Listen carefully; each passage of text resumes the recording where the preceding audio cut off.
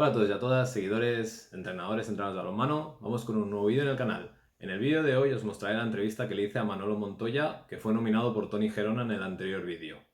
Pues ya está, no me enrollo más, os dejo con la entrevista y nos vemos en el próximo vídeo. Dentro vídeo. Hola Manolo, bienvenido al canal, ¿qué tal estás? Muy bien, pues encantado de estar contigo, Gaby, y de una nueva experiencia además. Yo encantado de tenerte aquí, de que hayas aceptado la nominación de Tony Gerona. ¿Quieres decirle algo? No, ya suelo hablar con él para meterme un poco con él, porque ahora como está muy arriba hay que darle un poquito de caña. La verdad es que lo está haciendo muy bien, igual en Chartres que ahora con la selección, ¿no? La selección serbia ha hecho, yo he visto todos los partidos y tal, y creo que ha conseguido cambiar la tendencia que tenía esa selección, ¿no? Una buena selección, pero con un poco juego y Tony le ha dado un aire, la verdad es que muy, muy bonito. Primero de todo, Manolo, cuéntanos, ¿estás en algún club actualmente? No, en estos momentos ni club ni tal como ha ido, tal como están las cosas en ninguna selección. Ujú. Cuéntanos un poquito tu formación como entrenador. Bueno, yo soy licenciado en Educación Física, máster en Actividad Física y Deportes y doctor por la Universidad de Barcelona. Y respecto a la titulación deportiva, soy entrenador nacional de mérito, que es una categoría que ya se perdió, que era por cuando tenías el título de entrenador nacional, pues una serie de puntos acumulados. Y también el último invento que se han sacado de la manga, el famoso Master Coach, ¿Sesión de entreno a mano o a ordenador? a mano. Bueno, y la verdad es que lo he intentado muchas veces con el ordenador, pero soy como demasiado... me gusta hacer las cosas muy bien. Y entonces pierdo más tiempo para dibujar, para tal. Y sí que ya sé que hay pizarras y tal, pero me gusta tenerlo en algún tipo de archivos más común. Y entonces he optado por mano. ¿Pizarra de fichas magnética o pizarra con rotulador? Pizarra con rotulador. Y esto sí que lo tengo muy, muy claro porque a veces lo veo.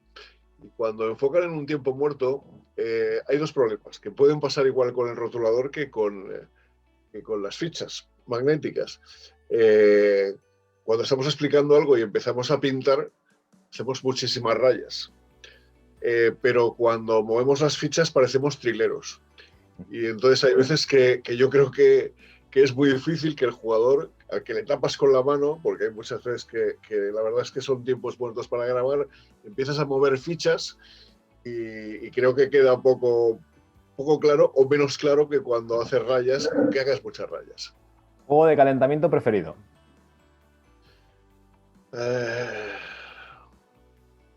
para ir contra los jugadores, que dirían futbito, yo prefiero el antichupón. El antichupón es una especie de rugby en el que tú puedes correr con el balón, no hay un problema de pasos, tienes que plantar en las líneas de fondo o en la portería y si te tocan tienes que dejar el balón en el suelo, ¿no? Y entonces creo que bueno, es un juego activo, es un juego que predica un poco la idea que tengo yo de que hay que soltar el balón y que hay que hacerlo mover. Y bueno, es un poco conflictivo a veces de me has tocado o no me has tocado, pero así ya excitamos a la gente también psicológicamente desde el principio. ¿Contenido técnico del balonmano que más te gusta trabajar? Pues mira, te diría que en defensa me gusta sobre todo con gente joven, porque es complicado modificar determinados comportamientos técnicos. El tema de la posición básica defensiva y en concreto la simetría de piernas, porque creo que es una cosa que hay muchísimos jugadores que lo hacen mal y con una buena posición evitas que te sobrepasen, pero aparte de eso evitaríamos muchísimas sanciones disciplinarias, por ejemplo. Y desde el punto de vista ofensivo, algo donde se nota mucho la mejora y donde además el jugador está muy agradecido, por ejemplo, es en los lanzamientos de extremo. El trabajo de lanzamientos de extremo al principio, cuando el jugador es joven y ve mejorar y ve que lo que le vas diciendo pues tiene sentido y le ayuda, es muy agradecido. ¿Y el contenido técnico que menos te gusta trabajar?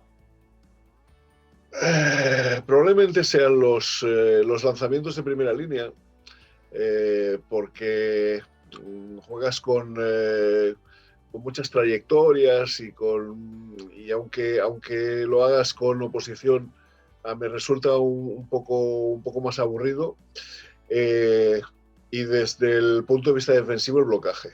Es una cosa que además creo que hay que trabajarla como toda, pero que es de las que tiene un componente más de competición que de entrenamiento. ¿Contenido táctico que más te gusta entrenar? Yo como soy un fanático del juego largo, eh, a mí siempre me ha gustado mezclar un par de medios básicos, ¿no? Es, por ejemplo, hacer un cruce más un trabajo de 2 contra 2 con bloqueo y que intentar siempre acabar con penetraciones sucesivas, ¿no? Es decir, que el balón corra. Quizá es cuando tengo la sensación, cuando sale, de una mayor participación de todo el equipo y de una sensación de juego colectivo más amplia. ¿Y el contenido táctico que menos te gusta trabajar? Pues mira, por ejemplo, los golpes francos organizados. Y he estado mucho tiempo con una persona que los hace perfecto, que es Valero, que es uno de los entrenadores que más aprovecha el golpe franco, pero es lo mismo, hay un momento que se transforma, aunque quieras hacerlo bien, en algo como muy tedioso para la defensa, como muy mecánico para el ataque, y aunque lo hagas al final del entrenamiento, parece que ahí se haya acabado, ¿no? El jugador es un poco de, venga, esta situación, y como es una situación corta y repetitiva, sé que es necesario trabajarlo, pero no me gusta. Ataque, defensa, contraataque, repliegue. ¿Qué porcentaje utilizas para cada una de ellas? Depende de la planificación. Depende de la planificación, depende del tiempo que tengas entre partido y partido, depende de muchas cosas.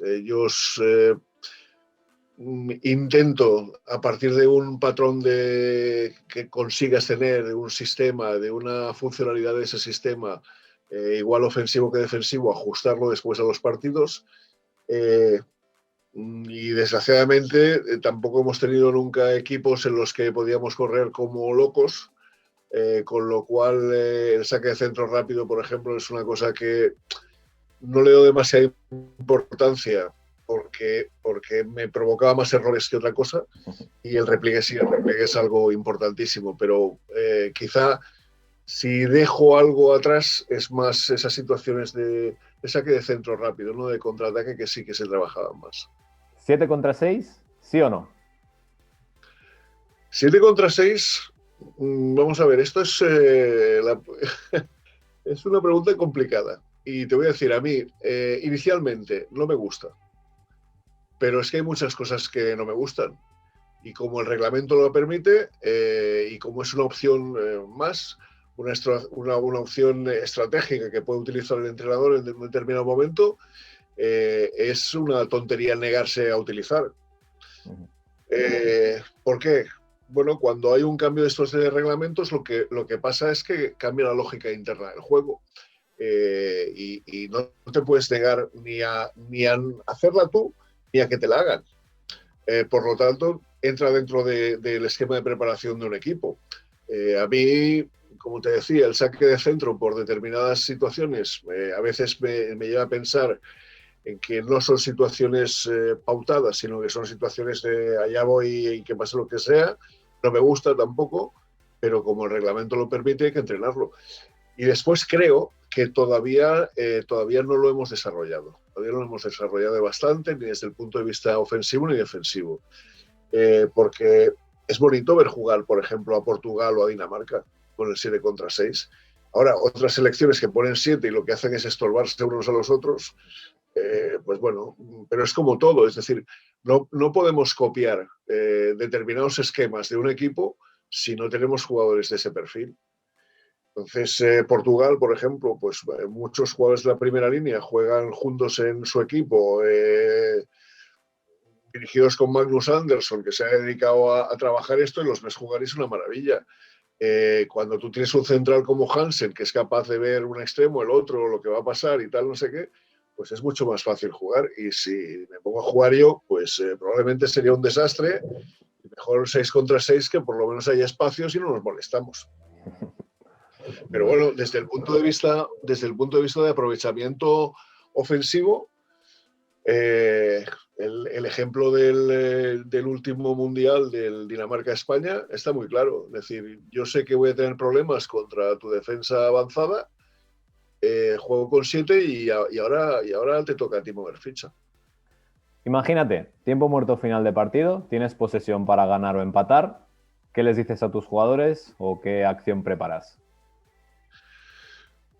Bueno, vamos a ver. Primero, ¿qué es lo que quiero? ¿Qué es lo que me sirve? ¿No? Llevo mucho tiempo que además de entrenar tienes que hacer muchos números y entonces llegas con esos números sabidos al final de partido. ¿No? ¿Por qué? Por el gol a verás, porque con un punto paso, porque con un punto menos juego contra este, porque tal. Entonces, primero es analizar la situación de partido. Después, valorar qué es lo que estamos haciendo. Porque hay veces que el entrenador lo que hace es, para asegurar, corta y no deja de ser peligroso a veces.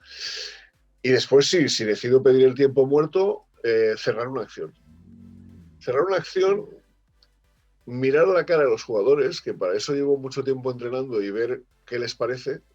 Y si veo caras de no lo entiendo o no lo veo o no sé qué, no me importa preguntar, si no, ¿qué harías? ¿No?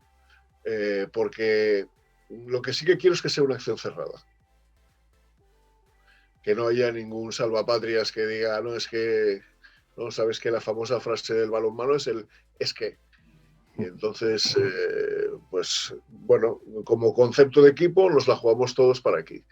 Y luego, evidentemente, tú puedes hacer siempre el planteamiento estratégico que quieres, pero la decisión táctica la tiene el jugador. Estás en sus manos. Él es el que tiene que ver, pero la situación cerrada. Y perdona, y añado, y la última frase es, y no hay más acciones. Porque Ahí se acaba. siempre hay alguien que la tira 10 segundos antes y entonces todavía es peor. ¿Protestas mucho? No, yo creo que con los años te vas calmando además, porque ves que el protestar tampoco te lleva a ningún sitio, ¿no? Es decir, además yo creo que es mucho más eficaz el hecho de hacer una protesta en un momento determinado que no el estar siempre protestando.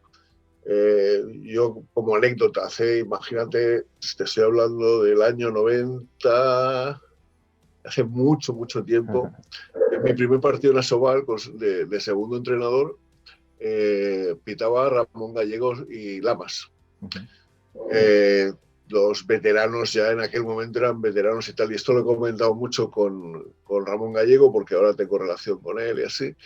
Y yo a los 3 minutos dije, dobles, pasos, no sé qué dije, ¿no?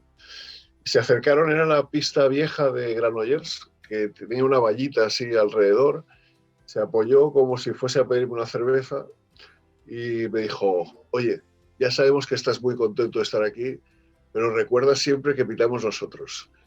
Y yo creo que ya no volví a hablar en todo el partido, ¿no? Entonces, lo que sí que me da cuenta con el tiempo es que sirve más el hacer un comentario y tal que no estar, porque además te pierdes, porque además pierdes la atención en lo que tienes que estar.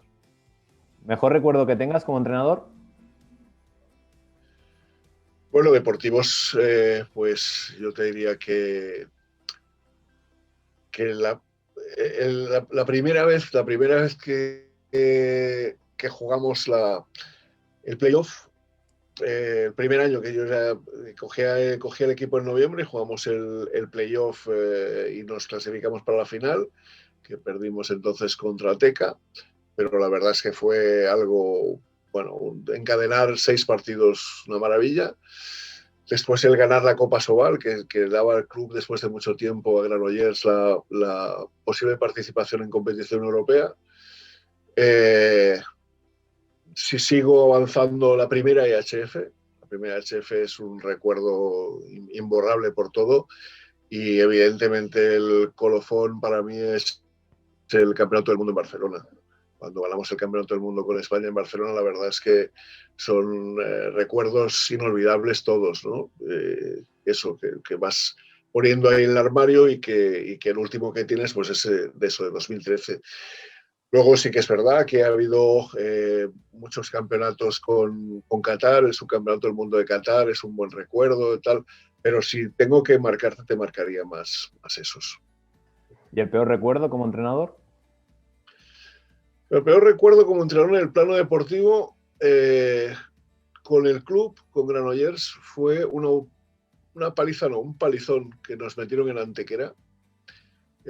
Perdimos creo que recordar, de 17 goles, es la derrota más dura que he tenido en mi vida.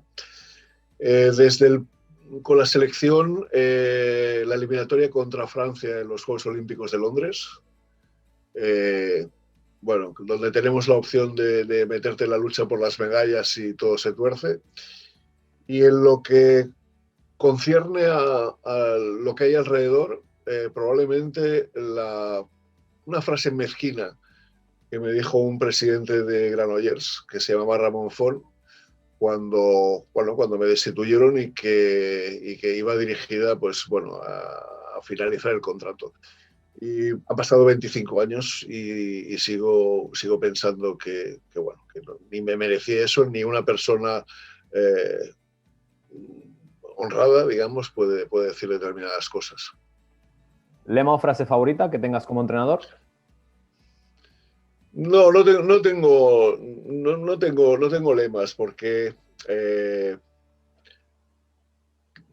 hay mucha gente que cree en su utilización, ¿no? Pero bueno, a mí o me sale algo, pero no suelo utilizar cosas que a mí me motiven, porque hay muchas veces que a ti te puede hacer gracia una frase, una manera, y resulta bueno, que después al jugador le da lo mismo.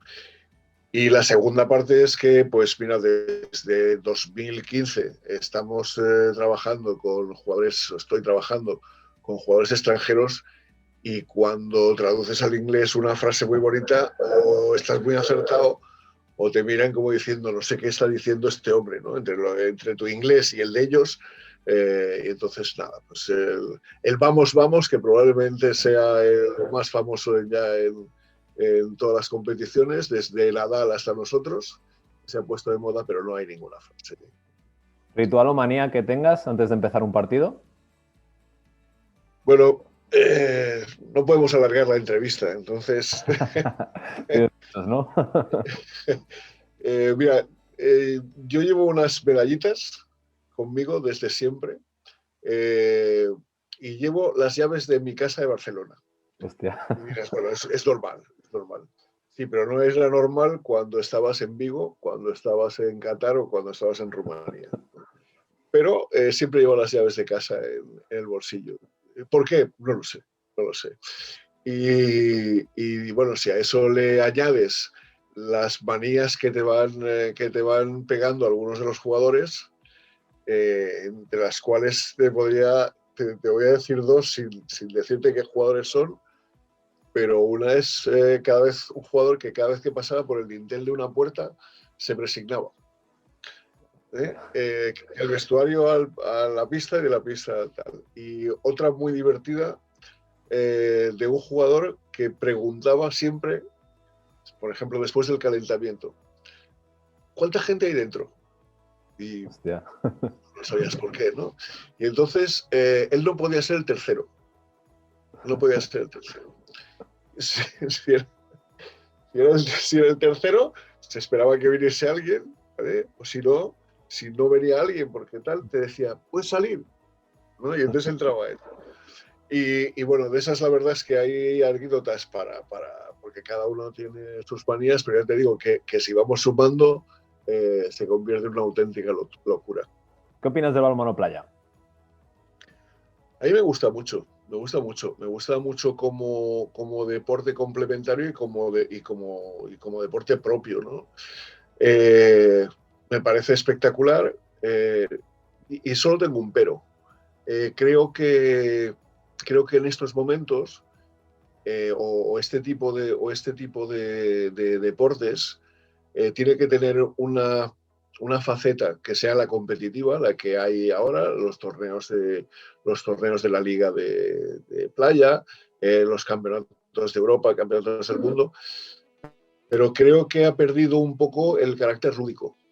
¿Por qué? Porque el torneo donde tú te apuntabas con los 4 amigos del club y tal, y yo eso lo he vivido con mi hijo, ¿no?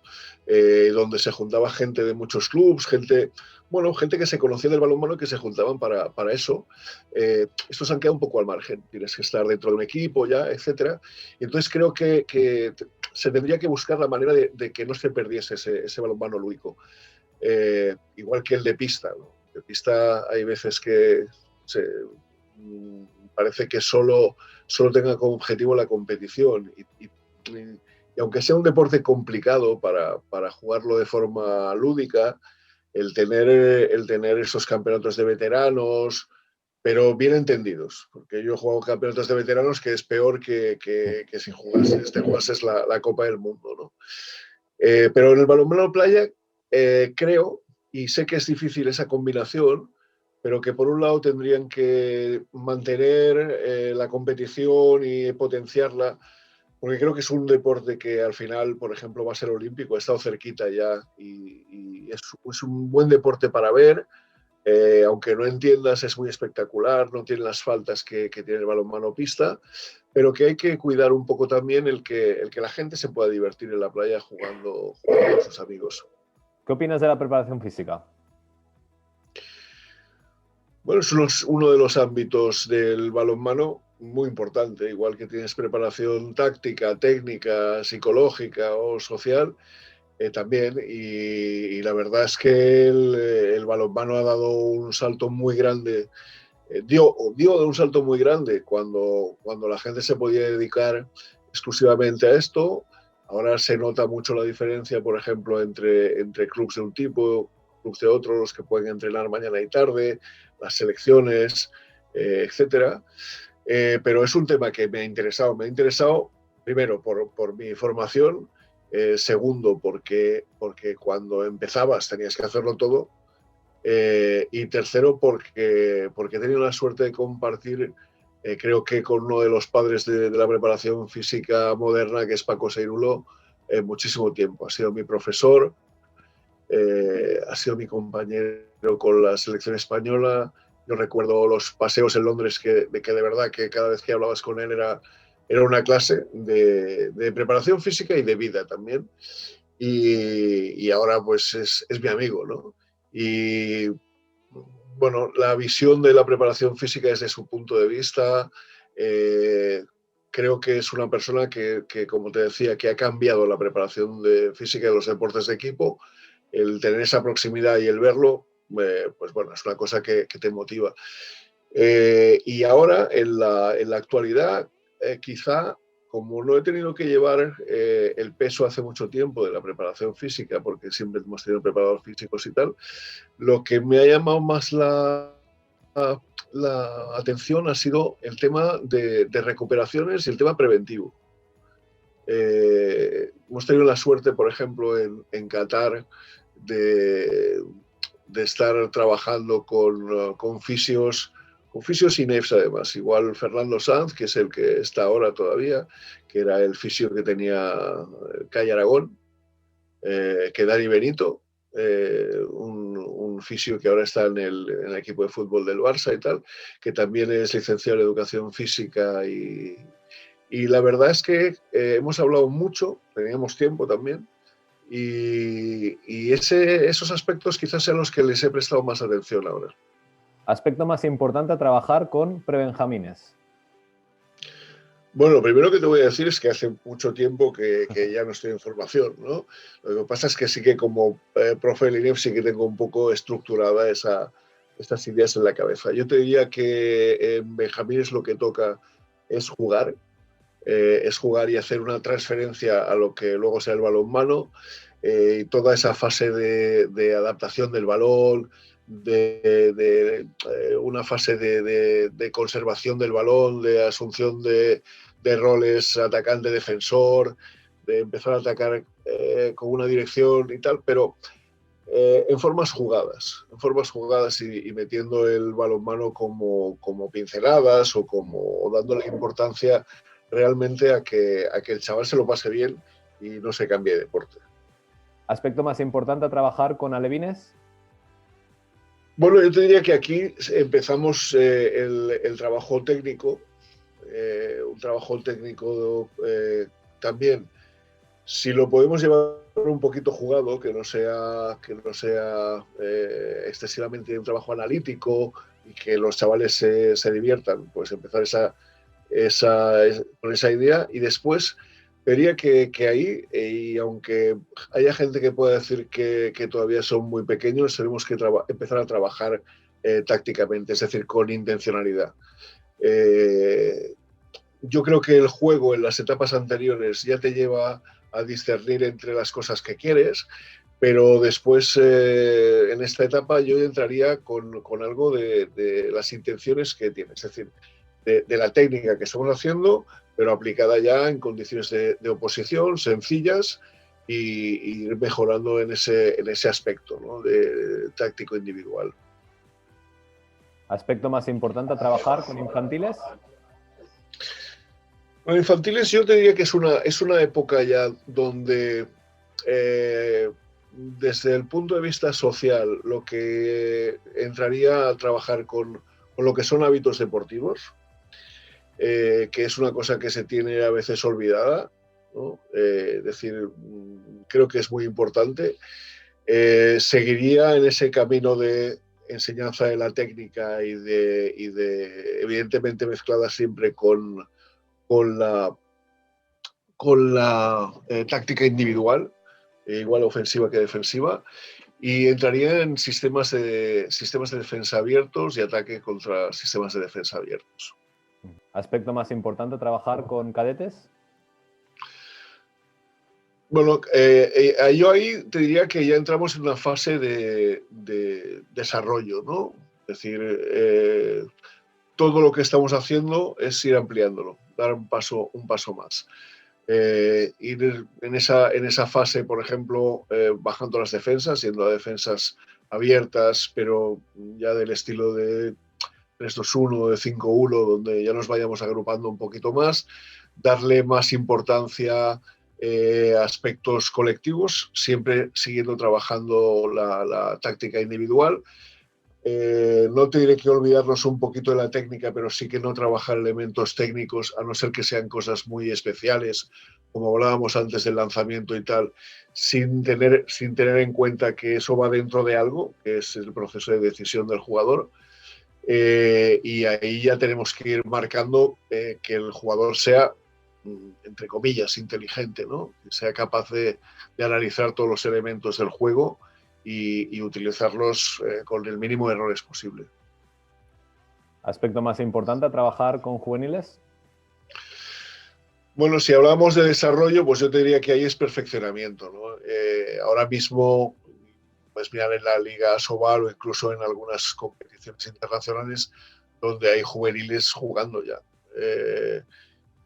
Todo lo que hemos hecho, digamos que tiene que verse en una etapa juvenil. En una etapa juvenil, salvo excepciones, se ve cuando un jugador va a tener una progresión o no va a tener una progresión. Y entonces es actuar sobre los puntos débiles que pueda tener para fortalecerlos, reforzar los puntos fuertes y perfeccionar todo lo que hemos ido trabajando hasta el momento. Jugador a seguir. Jugador a seguir,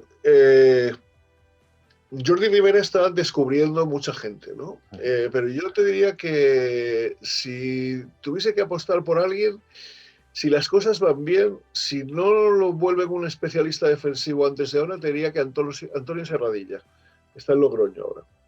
Es un jugador que a mí me ha gustado, que tiene desparpajo, que, bueno, que los últimos años de Guadalajara no han sido buenos para él en el aspecto de coger confianza y tal, pero es un jugador que a mí me gusta y no vamos sobrados de laterales izquierdo. Jugadora a seguir. Bueno, yo soy un entrenador de masculino. Sigo sobre todo las competiciones y me gustan mucho. Ha habido momentos que me ha gustado más la competición internacional de selecciones de chicas que de chicos. Y entonces, pues bueno, no me considero un especialista, pero si tuviese que decir a alguien de las chicas que veo ahora en las retransmisiones de la Liga de las Guerreras Iberdrola, te diría que Martina Capdevila. Es una chica joven y la veo con posibilidades de crecer. Entrenador a seguir. Entrenador a seguir, te voy a decir dos. Uno es Nacho Moyano, de Cangas. Y el otro es, creo que el nombre es Javi Fernández, pero Jabato, el de Cisne. Sí. Dos entrenadores que a mí me gusta cómo juegan sus equipos. Y no es fácil a veces con determinados mimbres hacer algunos cestos. Pero me gusta cómo juegan. Por todo, por el concepto que tienen, por la manera que les veo hablar en el tiempo muerto, por las miradas con los jugadores, por muchas cosas, ¿no? Son dos entrenadores que en estos momentos pues están en dos equipos que lo tienen complicado, cisne mucho y encima pues se le marchan jugadores, etcétera. No es un club consolidado y tal, pero creo que son dos entrenadores, perdón, que van a ir para arriba. Entrenadora a seguir. Bueno, mira, aunque le tengo un poco perdida la pista, no sé si te voy a sorprender o no, pero te hablaría de María Cadens. Y te lo digo porque he tenido la oportunidad ella estaba haciendo el máster de rendimiento y tecnificación.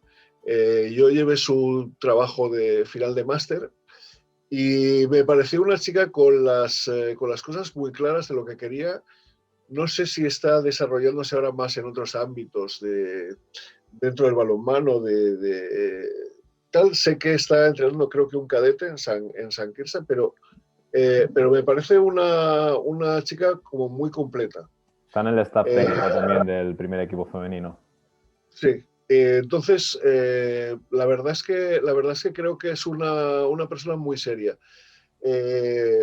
Hay probablemente más gente que me olvido, gente que ha llamado mucho la atención, como la entrenadora de Teucro, por ser la primera entrenadora la primera chica que lleva un equipo masculino, pero no puedo hablar de ello. Seguro que lo está haciendo muy bien, porque entiendo que es muy difícil coger un equipo masculino si no tienes caché como para llevarlo, pero no puedo hablar. Prefiero hablar de María, que la tengo más cercana y que me parece una muy buena profesional. ¿Qué entrenador o entrenadora te gustaría que entrevistara en el canal? Mira, como me dijiste que esta entrevista venía porque porque alguien, Tony, en este caso, Tony Girona, había dicho que tal, estaba pensando, ¿no? Esa sí que es una pregunta pensada. Había pensado en tres. Te digo los tres y luego te digo por quién me decido. Vale. Uno es Carlos Viver. Lo que pasa es que Carlos Viver, pues bueno, es un hombre ya con mucha entrevista ahora mismo. Imagino que irá muy liado. Pero es un chaval que lo quiero mucho porque yo lo cogí de cadete en Granollers y tal. El otro es Lorenzo Rueda. Lorenzo Rueda también tenemos una relación excelente y tal. Pero creo que te voy a decir un tercero, que es el que te puede dar más vidilla a esta entrevista porque es un tío que ha vivido situaciones muy especiales. Ya te las explicará él, pero es un alumno mío del INEF que de repente cuando acaba, estamos hablando qué es lo que puedo hacer tal, y acaba en el Fuchse Berlín. Del Fuchse Berlín creo que se marcha a Israel. De Israel se marcha a Austria y de Austria se marcha a Bielorrusia. Y es Sebastián Salvat. Está Del en Meskov segundo Brest, en el Meskov Brest con Raúl Alonso.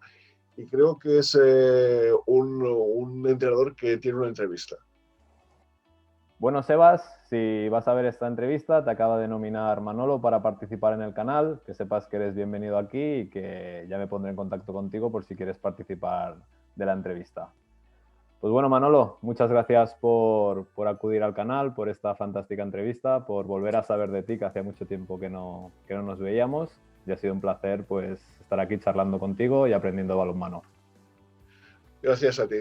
Un abrazo.